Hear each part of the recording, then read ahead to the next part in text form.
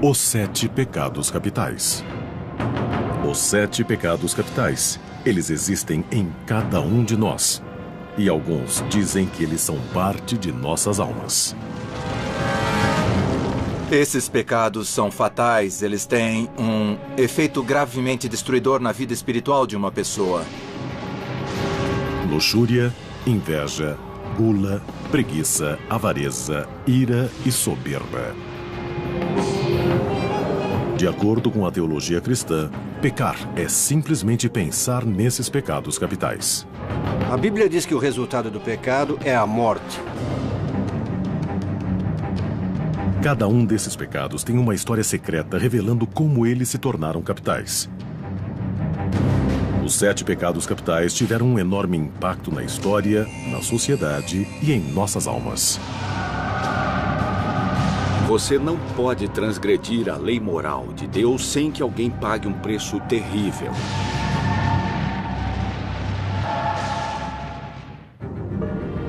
E o mais sedutor dos 7 pecados capitais é a luxúria.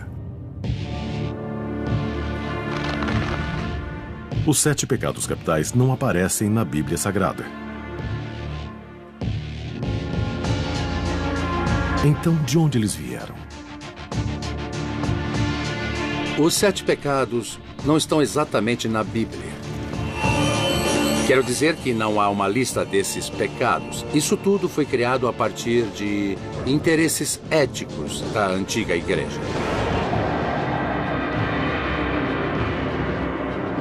Em aproximadamente 375 d.C., um monge cristão fugiu das tentações de Constantinopla para um pequeno monastério no deserto egípcio.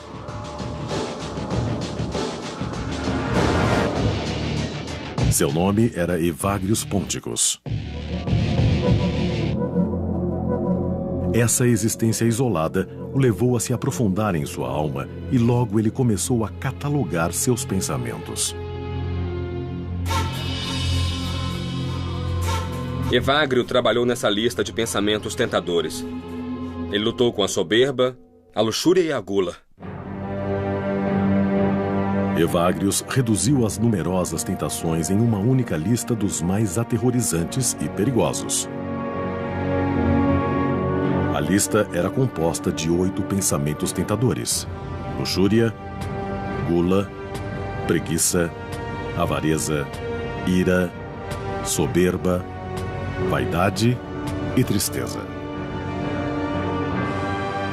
De certa forma, você pode comparar esses pecados com a maconha, que é considerada uma droga de iniciação clássica. E esses são, na falta de um termo que explique melhor, pensamentos de iniciação.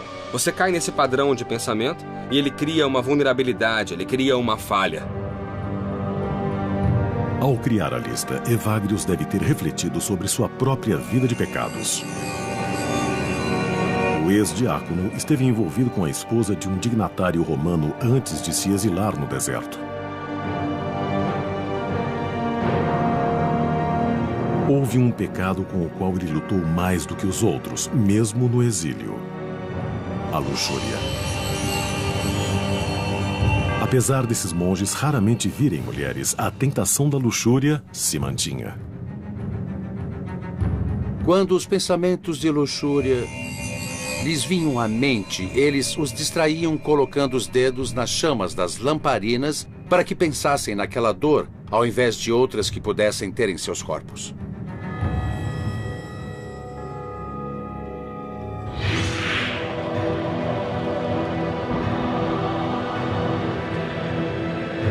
Pecado da luxúria.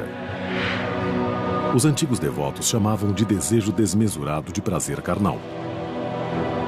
A Bíblia fala em fornicação, adultério, tentações da carne. O desejo sexual é tão poderoso que domina e destrói.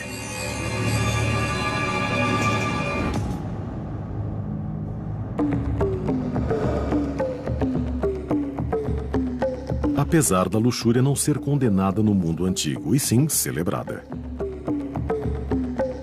Na Índia, os templos hindus em Khajuraho eram decorados com milhares de esculturas de posições sexuais complexas, retiradas dos escritos eróticos chamados de Kama Sutra.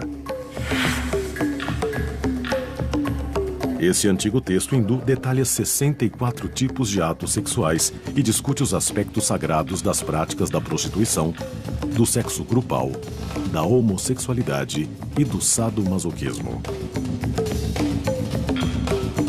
No Kama Sutra, sexo e religião são um só. Mais perto de nós, o mundo greco-romano construiu monumentos para celebrar a sexualidade. Na Grécia clássica, fronteiras e estradas eram marcadas com gigantescos pênis de pedra chamados Herma, por causa do deus Hermes da fertilidade. O deus Dionísio era adorado com rituais sexuais selvagens nas florestas. O sexo era parte da religião. Na verdade, a palavra grega orgia significava originalmente ritual secreto. A atitude greco-romana em relação à sexualidade era mais parecida com a nossa, e para eles não havia nada que fosse proibido. O sexo era um tipo de experiência total do corpo. Tudo isso era perfeitamente aceitável para as classes superiores nas sociedades gregas e romanas. E ninguém praticou mais a adoração à luxúria que o Império Romano. A cidade portuária de Pompeia preserva alguns dos melhores exemplos da arte da antiga Roma. Pompeia é um sítio arqueológico encantador. Mas um dos aspectos mais encantadores dela é o fato de haver muita arte erótica por lá. A arte de Pompeia data do 1º século depois de Cristo. Algumas são de bordéis, onde inscrições eróticas revelam serviços e preços específicos. O que fica claro é que os romanos viviam a sexualidade e não tinham escrúpulos para demonstrá-la nas ruas, nas esquinas e em suas casas. A adoração romana à luxúria talvez tenha alcançado seu auge no reinado do imperador Calígula em 37 d.C. Disse que o jovem imperador exigia sexo de todas as mulheres atraentes de Roma, incluindo suas próprias irmãs. Há histórias de que ele transformou parte de seu palácio em um bordel, onde forçava mulheres casadas a se prostituírem para seu próprio divertimento. Costuma-se dizer que o assassinato de Calígula aos 28 anos foi um sinal da ira dos deuses por ele ter abusado do poder da luxúria.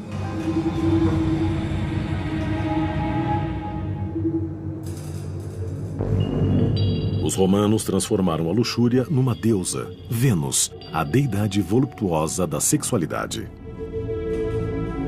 Uma das maneiras mais antigas de se pensar na criação é o fato dos deuses e deusas serem criados da mesma maneira que nós. Eles procriaram. Agradecemos aos deuses pela sua atividade sexual, porque é graças a isso que temos plantações, seres humanos e tudo que é vivo na face da Terra. Roma. Um conceito bem diferente da sexualidade começa a surgir em outra parte no Antigo Oriente Médio. Na herança judaico-islâmico-cristã, a Terra não é uma deusa, mas uma coisa. E Deus é o grande solteirão do céu. Assim, não existe o mesmo tipo de celebração da sexualidade dos deuses e deusas nesse grupo de religiões.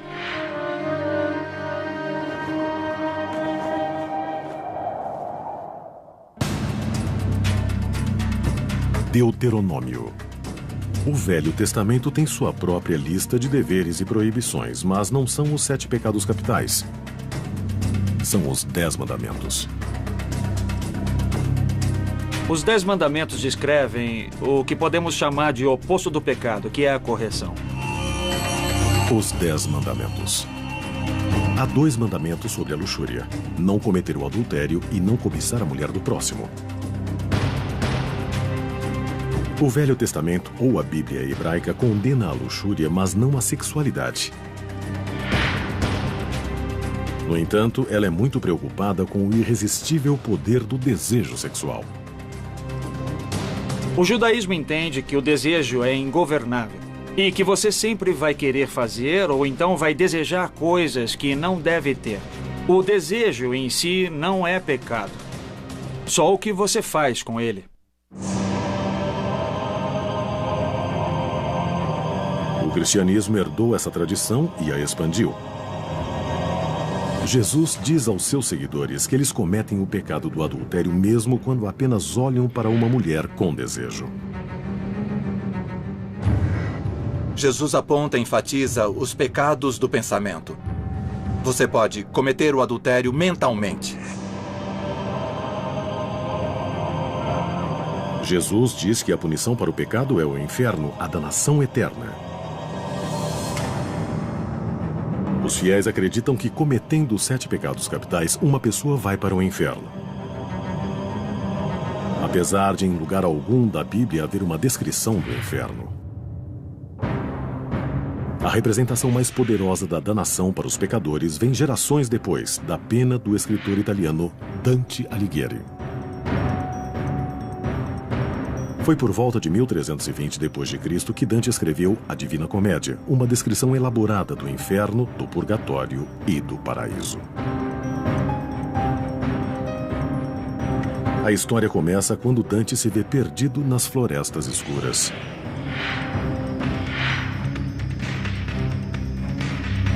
Ele encontra o poeta romano Virgílio, que o leva pela porta do inferno.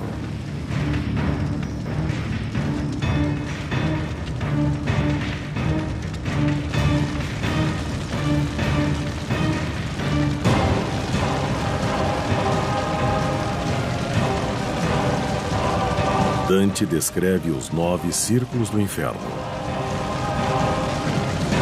Os círculos têm punições progressivamente piores, do pecado menos ofensivo até o mais terrível. Todos os 7 pecados capitais estão representados. O preço que cada pecador deve pagar é de acordo com o crime que cometeu.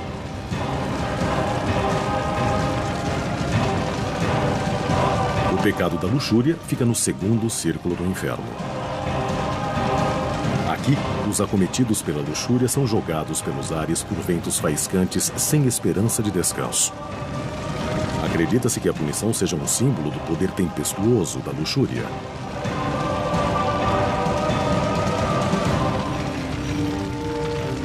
Dante tratou o pecado da luxúria como o menos grave dos pecados.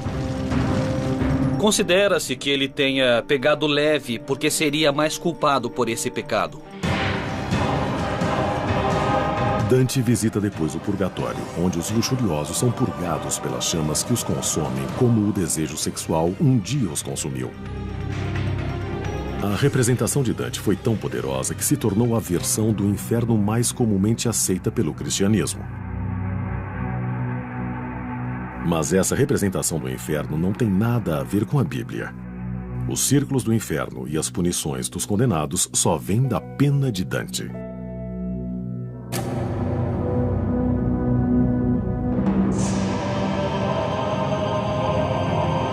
Mas o posicionamento bíblico contra a luxúria não deteve uma seita cristã antiga. Esses radicais tiveram uma visão muito diferente do pecado. Ao invés de condenar a luxúria como um pecado, eles celebraram como um sacramento. Os 7 pecados capitais. Durante séculos, eles moldaram o comportamento da sociedade. Para os fiéis, quando combinados, eles representavam um código moral para uma vida bem vivida. Cada transgressão tem uma definição e uma punição específicas.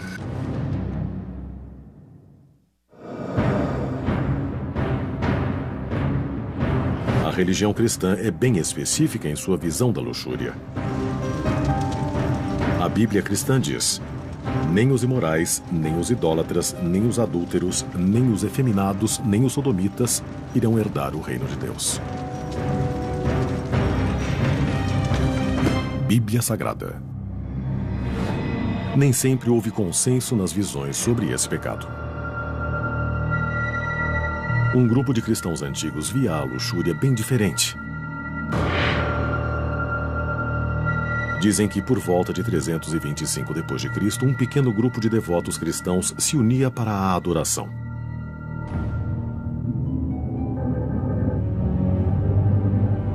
O serviço começava com o ritual do desnudamento, seguido por uma unção. Depois, uma massagem em grupo e culminava num ato sexual entre o sacerdote e a sacerdotisa. A seita era chamada de carpocrática, parte de um movimento chamado de cristianismo gnóstico. A palavra gnóstico vem da palavra grega gnosis, que significa conhecimento ou informação. Os gnósticos tinham uma ideia muito diferente sobre o que era pecado. Na verdade, no Evangelho de Maria, Jesus diz claramente que não existe o pecado. O bispo do século IV, Epifânio, descreve a orgia gnóstica em detalhes. Eles entram em um frenesi entre si, sujam suas mãos em suas secreções e rezam totalmente nus.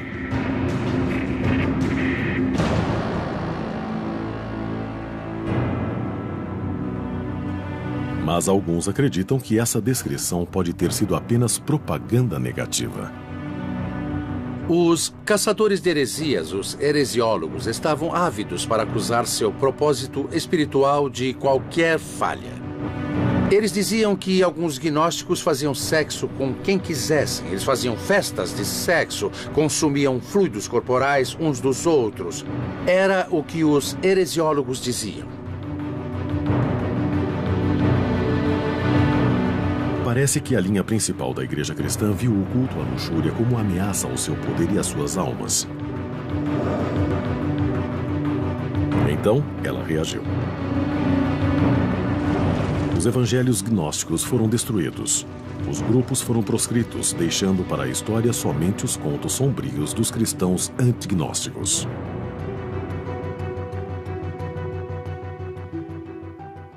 Mais ou menos na mesma época em que os gnósticos estavam desaparecendo, no século IV d.C., Evagrius Ponticus escreveu a primeira lista de 8 pensamentos tentadores. Mas ela foi pouco conhecida na época.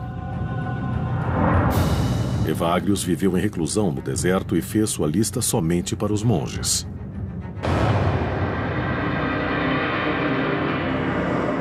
Os 7 pecados capitais só foram difundidos 200 anos depois. O Império Romano tinha ruído e, com ele, a Idade das Trevas começou. A atitude sensual e aberta com relação à luxúria foi esmagada.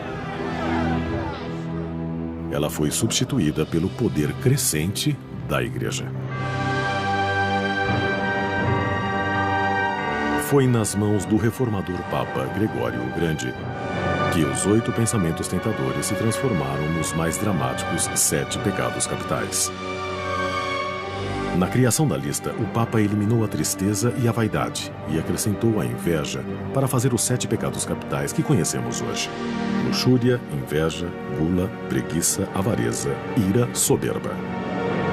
O Papa Gregório depois os divulgou pelo mundo cristão. Apesar de não serem encontrados na Bíblia, os 7 pecados capitais se tornavam agora uma doutrina cristã. Gregório é considerado um dos grandes reformadores na história da Igreja. Foi outra de suas mudanças radicais na doutrina cristã que teve um efeito enorme na Igreja, no conceito de pecado e principalmente no pecado da luxúria.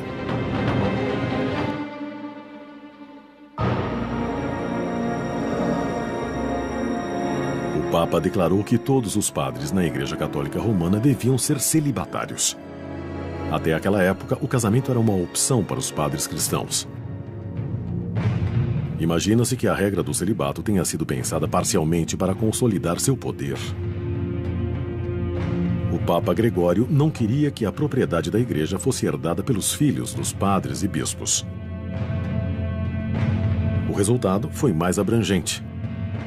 Em um período de tempo relativamente curto, o celibato evoluiu de um conceito teológico para uma acusação indiscriminada da sexualidade e da luxúria para todos os fiéis. A Igreja se tornou anti-hedonista militante. Assim, a sexualidade existe para a reprodução e tudo o que vai além disso é pecado. O clero celibatário agora escrevia as regras das interações sociais e políticas. Para contrabalançar os 7 pecados capitais, a Igreja criou as 7 virtudes sagradas: castidade, temperança, caridade, paciência, humildade, generosidade, diligência. Eles estariam para sempre ligados na batalha pelas almas dos homens. O oposto da luxúria é a castidade, uma qualidade que dirigiu os pensamentos dos cristãos durante séculos. Para os teólogos medievais, o problema não era só a luxúria, mas qualquer forma de sexualidade. A Idade das Trevas condenava a luxúria mesmo no casamento. Essa seria a atitude da civilização ocidental em relação à sexualidade por quase 1000 anos. A luxúria foi demonizada. A crença popular da época era de que cada pecado podia habitar ou possuir uma pessoa em forma de um demônio específico. O único jeito de livrar os afligidos por esses demônios era pela prática do exorcismo. Vamos, saia!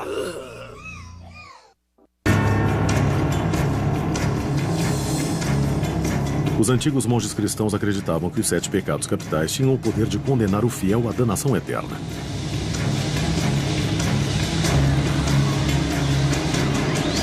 Quando homens e mulheres devotos cometiam pecados, alguns acreditavam que isso se devia a demônios.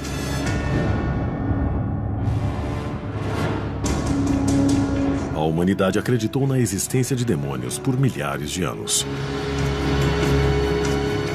A Bíblia hebraica fala de espíritos demoníacos no deserto. Jesus exorciza demônios no Novo Testamento. Monges lutavam contra demônios da luxúria e de outros pecados através da oração e do jejum. Dizia-se que demônios eram anjos que tinham se rebelado contra Deus e se unido a Satanás. Eles eram jogados no abismo do inferno e condenados a passar a eternidade atentando às almas de seres humanos. Os demônios são seres malignos, maléficos e sobrenaturais. E agora eles rondam a Terra procurando moradia nos corpos humanos para exercitar seu serviço do mal. Na Idade Média, o estudo dos demônios ou demonologia se tornou quase uma ciência. Monges cristãos começaram a catalogar demônios. Havia livros como A Chave de Salomão e o Grande Grimório, que listavam milhares de demônios pelos nomes, divididos em categorias, subtítulos e hierarquias. E demonólogos misturavam poções e preparavam feitiços para falar com eles. Seguindo essa teoria, havia a crença de que havia 7 exércitos do mal comandados pelos 7 príncipes satânicos, cada um representando um dos 7 pecados capitais. Cada um desses príncipes demoníacos tinha um nome. Amon, o demônio da ira. Belfegor, príncipe da preguiça, e o demônio do pecado da luxúria era Asmodeu. O nome Asmodeu provavelmente vem de uma deidade pagã persa chamada Eishmadeva. Uma das primeiras aparições desse demônio em escrituras é no livro de Tobias, onde o demônio possui sexualmente uma linda e jovem mulher e a força a matar 7 de seus pretendentes. O demônio é um ser perigoso e poderoso. Mas textos mágicos, como o Testamento de Salomão, dizem que Asmodeu podia ser controlado através de feitiços. Também se achava que esse príncipe demoníaco podia ser forçado a realizar os desejos sexuais e até podia permitir relações sexuais com belos demônios femininos, chamados de súcubos, que davam prazeres incríveis enquanto consumiam as almas dos humanos.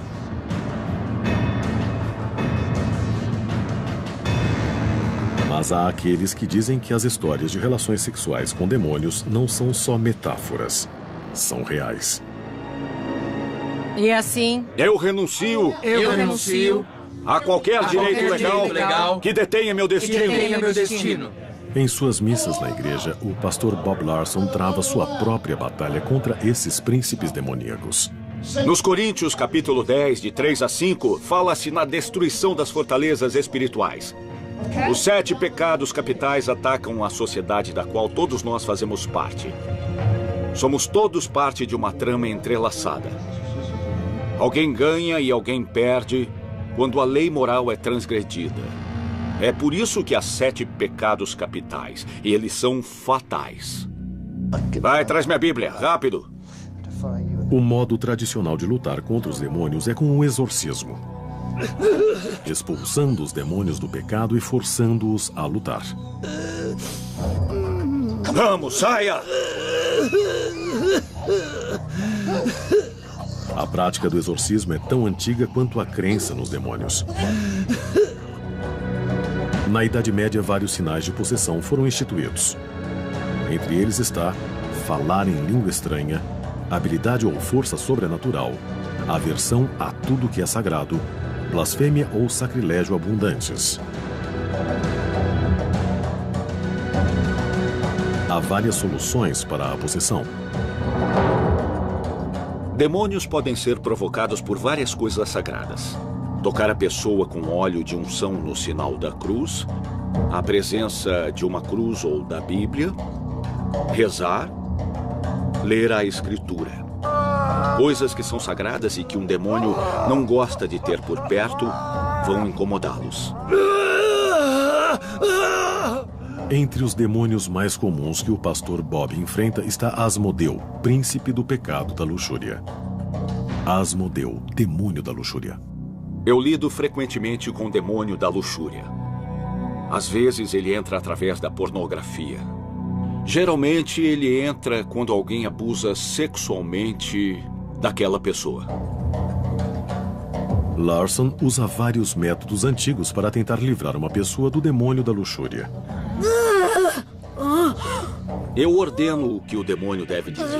Vai se atormentar. Por exemplo, eu, o demônio da luxúria, renuncio ao meu direito a essa pessoa, uma criatura de Deus, e não exigirei mais o direito a ela. Saia!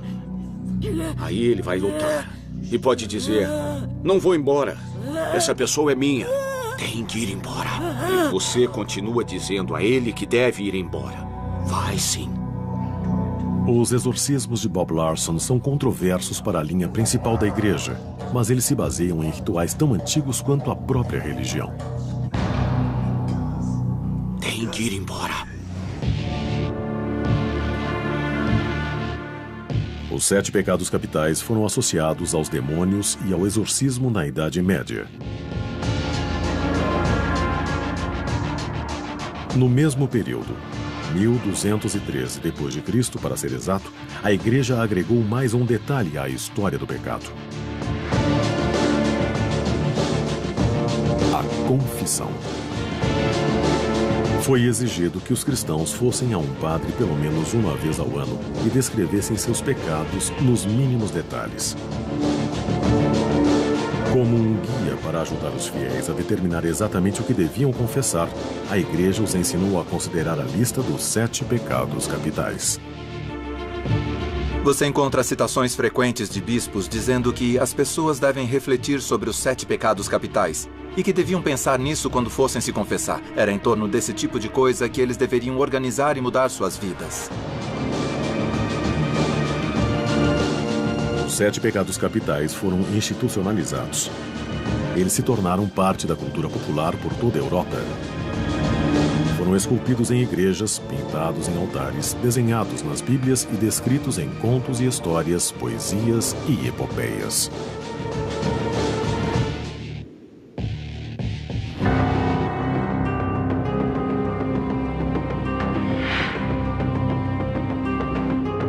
Depois, no século XVI, o mundo cristão bem ordenado mudou dramaticamente. O cristianismo se dividiu em 2 campos, o protestante e o católico. A cisão é chamada de Reforma Protestante. Ela começou em 1517 e durou mais 150 anos. Um dos pontos principais de diferença era que os protestantes rejeitavam o conceito da confissão, mas mantinham um profundo interesse no pecado da luxúria.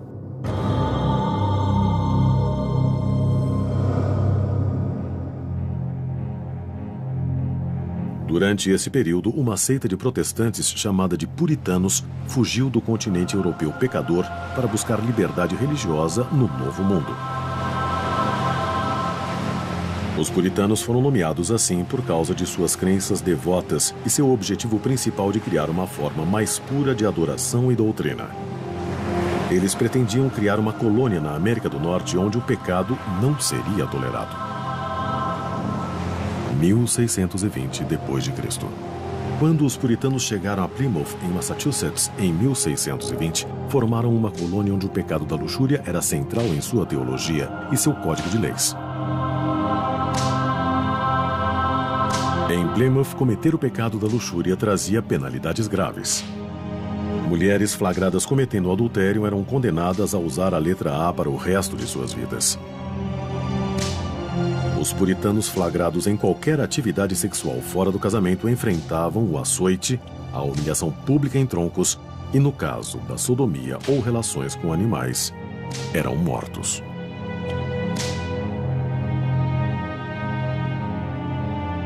Apesar da visão repressiva dos puritanos, o pecado da luxúria nunca foi eliminado. Alguns dizem que é porque a humanidade sempre teve a luxúria inata.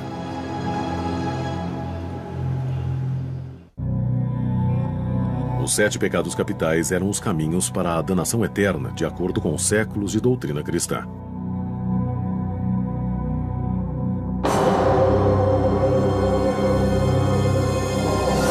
O pecado da luxúria é condenado na Bíblia, na tradição cristã e na herança puritana americana. Mas apesar da repressão, o demônio da luxúria nunca desapareceu.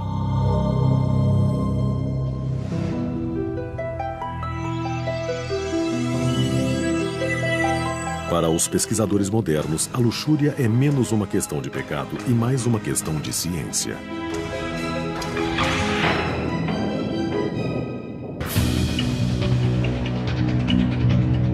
Os 7 pecados capitais são totalmente carregados de biologia. A luxúria, a ira ou a avareza são sentimentos que, se praticados com moderação, contribuem para o sucesso dos indivíduos que os praticam. Mesmo com as mudanças da sociedade durante os séculos, nossos instintos humanos primários se mantiveram os mesmos. O impulso sexual humano não mudou durante 4 milhões de anos. A luxúria não é uma emoção. É um impulso, uma motivação que vem de partes muito primitivas do cérebro. Centro Henry H. Wheeler Jr. de Imagens do Cérebro. Alguns neurocientistas acham que sabem agora por que a luxúria não pode ser eliminada. O instinto básico de acasalar, ou o que nós comumente nos referimos como desejo sexual, vem do hormônio da testosterona. Esse elemento químico está presente no impulso sexual de homens e mulheres. A química neurológica do amor romântico é a dopamina, que regula o prazer e a concentração.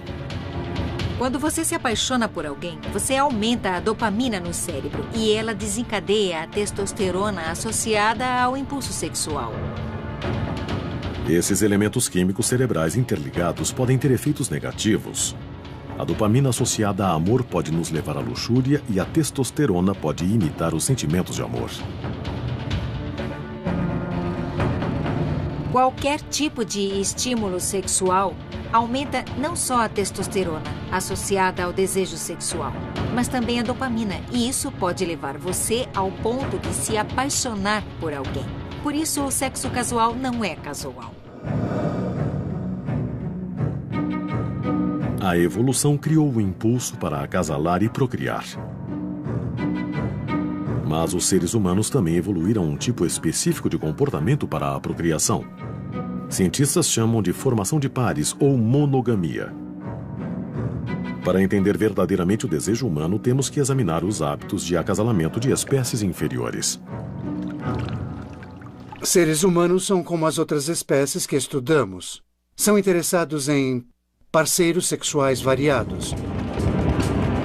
Biólogos falam sobre o que chamam de CEP, o que os humanos chamariam de adultério. CEP significa cópulas extrapar.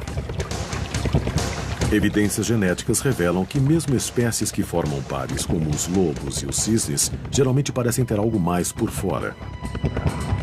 O motivo biológico para as cópulas extrapar é simples. Traição e adultério dão uma vantagem evolutiva às espécies.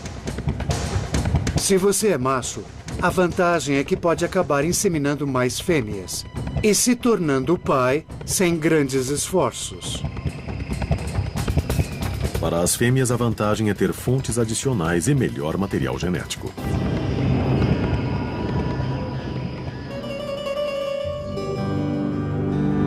Talvez o único motivo da luxúria ser chamada de pecado seria para controlar a cópula extrapar, ou como os humanos chamam, o adultério. Se alguém anda por aí na luxúria, há uma chance de acabar copulando com minha mulher. Ou se sou uma mulher, podem acabar competindo comigo pelo meu homem. Da perspectiva da sociedade, é vantajoso conter a luxúria dos indivíduos. Durante séculos, houve uma grande cruzada para reprimir o pecado da luxúria que obteve muito sucesso.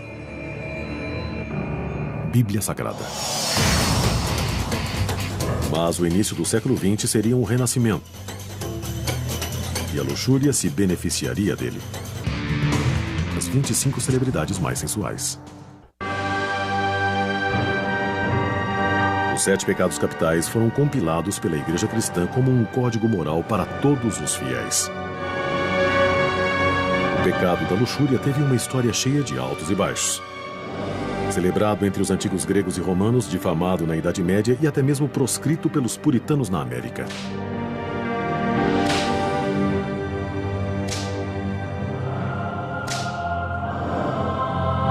A era vitoriana, nos anos 1800, ganhou uma reputação de puritanismo e repressão sexual. A literatura vitoriana frequentemente retratava os sentimentos sexuais como anormais, imorais e possivelmente insanos. A não ser, claro, que dentro do sagrado matrimônio.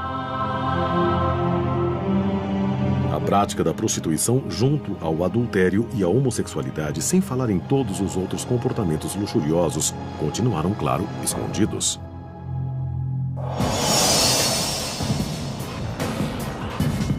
Uma nova era para a luxúria começou na virada do século XX, quando a industrialização trouxe avanços tecnológicos e urbanização. As garçons dos anos 20 marcaram uma evolução no conceito de luxúria, uma nova visão sexualizada da mulher. Nos anos 50, a pílula anticoncepcional estava disponível e pronta para transformar a sexualidade e o pecado da luxúria.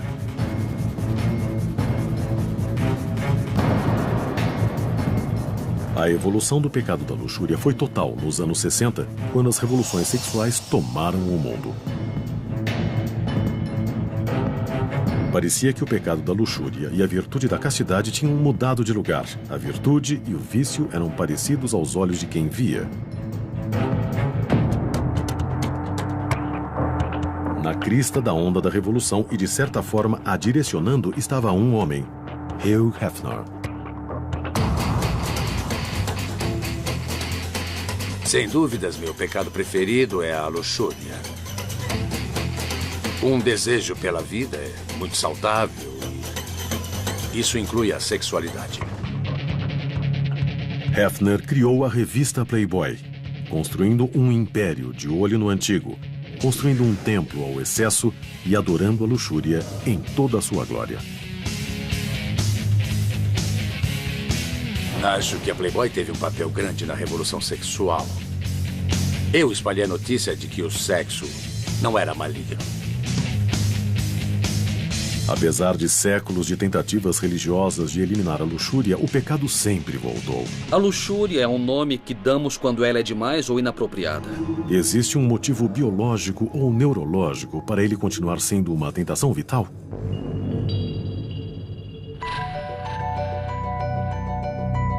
Em Seattle, Washington, somente pessoal autorizado, forte campo magnético, perigo. Cientistas tentam mapear a arquitetura neural da sexualidade humana.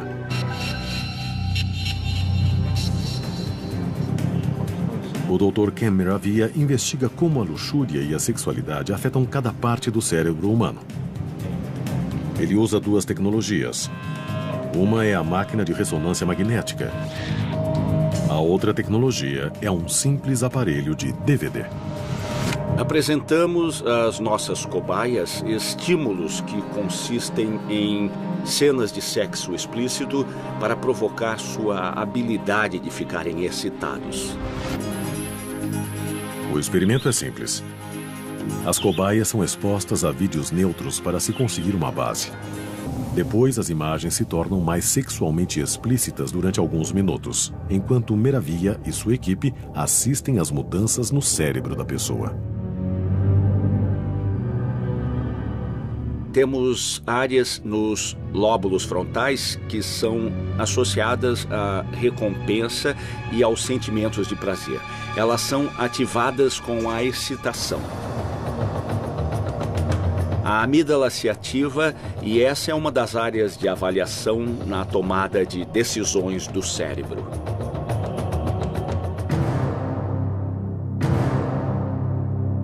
A ressonância mostra que quando a pessoa está sexualmente excitada, há um resultado intrigante para as novas descobertas. Também descobrimos que certas áreas do cérebro parecem se tornar menos ativas e parecem ser as áreas relacionadas ao julgamento moral, à inibição. Quando as áreas de desejo do cérebro se acendem, as áreas de discernimento são desligadas.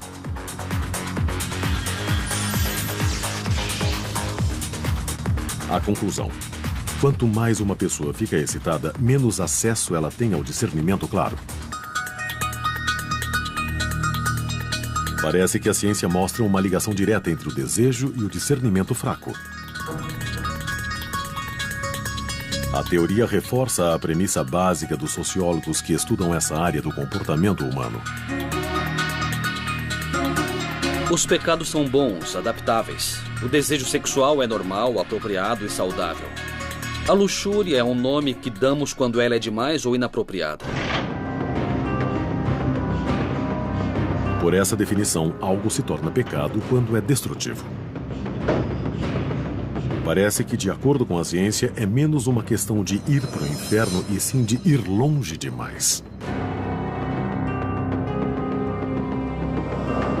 Todos os 7 pecados capitais têm a ver com os excessos. Porque uma boa vida é sempre uma questão de moderação.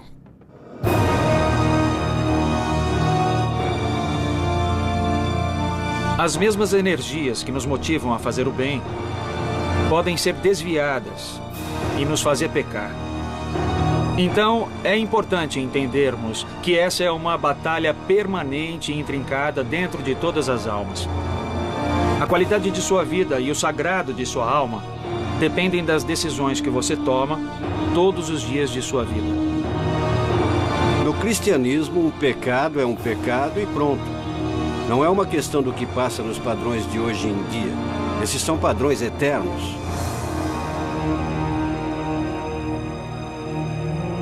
A questão continua. A prática da luxúria, da inveja, da gula, da preguiça, da avareza, da ira ou da soberba condena alguém a uma eternidade de punições nos abismos do inferno? Acredite no que for, os 7 pecados capitais continuam relevantes, porque ainda afetam a sociedade, a nós e, possivelmente, nossas almas. Os 7 pecados capitais.